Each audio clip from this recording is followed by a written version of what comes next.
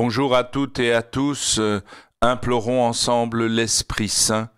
C'est vraiment lui qui doit faire sa demeure en nous, nous devons nous laisser habiter et conduire par lui, car lui, il est l'Esprit de Dieu et il peut nous faire pénétrer dans le mystère de Dieu, il peut brûler nos intelligences du cœur du feu de son amour pour que la parole puisse transpercer nos cœurs et nous donner de porter du fruit en surabondance, car cette parole ne revient jamais au Seigneur sans avoir accompli son œuvre.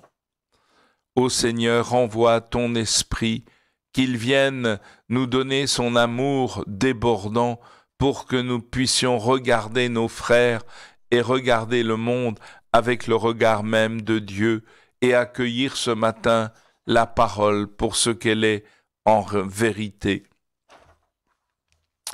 Nous continuons notre lecture de l'Apocalypse, nous sommes au chapitre 15e et ce matin nous lisons les 4 premiers versets. Je vous lis le texte. « Moi, Jean, j'ai vu dans le ciel un autre signe grand et merveilleux, 7 anges qui détiennent 7 fléaux, ce sont les derniers, puisque s'achève avec eux la fureur de Dieu. J'ai vu comme une mer de cristal mêlée de feu, et ceux qui sont victorieux de la bête, de son image et du chiffre qui correspond à son nom, ils se tiennent debout sur cette mer de cristal. Ils ont en main les cithars de Dieu. Ils chantent le cantique de Moïse, serviteur de Dieu, et le cantique de l'agneau. Ils disent « Grandes, merveilleuses tes œuvres, Seigneur, Dieu souverain de l'univers. Ils sont justes, ils sont vrais tes chemins, roi des nations.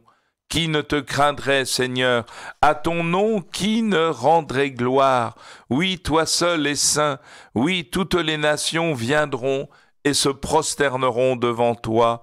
Oui, ils sont manifestés tes jugements. » Alors, dans ces quelques versets, nous apprenons d'abord que, avec tous ces signes, ces fléaux, eh bien, s'achève avec eux la fureur de Dieu. Et ensuite, eh bien, Jean aperçoit tous ceux qui sont victorieux de la bête, de son image, de son chiffre, et tout cela, ils se tiennent debout. Et ils ont en main les cithars de Dieu. Et ils vont chanter la gloire de Dieu. Ils vont chanter le cantique de Moïse, le cantique de l'agneau. Et que disent-ils?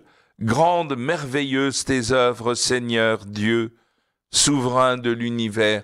Oui, ils contemplent et ils chantent la gloire de Dieu. Ils chantent le Dieu grand et merveilleux. Ils se réjouissent de toutes ses œuvres. Et il ajoute, ils sont justes, ils sont vrais, tes chemins, roi des nations. Le Seigneur est vraiment le roi des nations, le Seigneur de l'univers. C'est lui qui nous montre le chemin de la vie, le chemin de l'intimité avec Dieu dans le Fils bien-aimé. Il est vraiment le chemin, la vérité et la vie.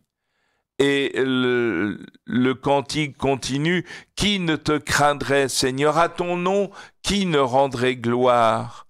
Oui, toi seul es saint. » Nous devons chanter la sainteté de Dieu, et la sainteté qui nous est proposée, c'est de participer dans l'Esprit Saint à la sainteté de Dieu lui-même. Qui ne te craindrait? À ton nom, qui ne rendrait gloire? Toi seul es saint. Toutes les nations viendront et se prosterneront devant toi. Et là, nous pouvons contempler de nouveau, je pense, au bébé de la crèche, lorsque les rois mages arrivent et qu'ils voient l'enfant et sa mère. Et que font-ils? Ils se prosternent et ils offrent leurs présents pour reconnaître dans ce petit enfant leur Seigneur, leur Sauveur et leur Dieu. Et là, nous avons vraiment la possibilité de contempler la profondeur du mystère, de contempler comment nous sommes vraiment invités à entrer dans la plénitude de la vie avec le Seigneur. Et j'en viens maintenant à l'Évangile l'Évangile, toujours dans Saint Luc, au chapitre 21, les versets 12 à 19. En ce temps-là, Jésus disait à ses disciples, « On portera la main sur vous et l'on vous persécutera. On vous livrera aux synagogues et aux prisons. On vous fera comparaître devant des rois et des gouverneurs à cause de mon nom. Cela vous amènera à rendre témoignage. Mettez-vous donc dans l'esprit que vous n'avez pas à vous préoccuper de votre défense. C'est moi qui vous donnerai un langage et une sagesse à laquelle tous vos adversaires ne pourront ni résister ni s'opposer. Vous serez livrés même par vos parents, vos frères, votre famille et vos amis, et ils feront mettre à mort certains d'entre vous. Vous serez détestés de tous à cause de mon nom, mais pas un cheveu de votre tête ne sera perdu. C'est par votre persévérance que vous garderez votre vie. » Eh bien, cet évangile nous annonce que la persécution fait partie du programme du disciple du Seigneur. Ils seront livrés aux synagogues, livrés en prison, ils comparaîtront devant des rois et des gouverneurs à cause du nom de Jésus. Et nous aurons à rendre témoignage. Mais Jésus précise tout de suite que nous n'avons pas à préparer notre défense, à savoir comment nous allons nous défendre, car en réalité, eh bien, le Seigneur lui-même, par son esprit, viendra nous donner tout ce que nous aurons à dire. Cela nous sera donné par l'Esprit Saint à ce moment-là. Et devant la sagesse qui nous sera donnée, eh bien, tous nos adversaires ne pourront ni résister, ni s'opposer.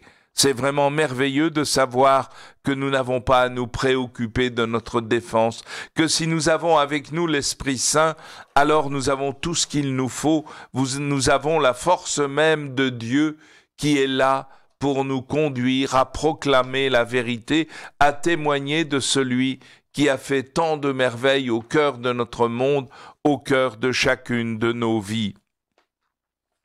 Et l'Évangile continue en nous disant qu'on sera livré même par nos familles, nos parents, on sera détesté de tous à cause du nom de Jésus. Mais pas un cheveu de notre tête ne sera perdu. Et c'est par notre persévérance que nous garderons notre vie et que nous serons faits pour la vie éternelle dans le Fils bien-aimé du Père, au cœur même de la Trinité sainte. En cette fin d'année liturgique où les textes sont un peu terribles pour nous montrer toutes les épreuves qui attendent le peuple de Dieu, pour nous montrer toutes les catastrophes qui vont arriver, et en même temps les lectures nous orientent vers les fins dernières où Dieu va rassembler tout le corps de son Fils au cœur même de sa vie divine pour nous permettre d'être vivants de la vie même de Dieu, et cela pour toujours. Alors, rendons grâce à Dieu et n'ayons pas peur de cheminer en vrais disciples missionnaires de Jésus aujourd'hui. Bonne journée à tous.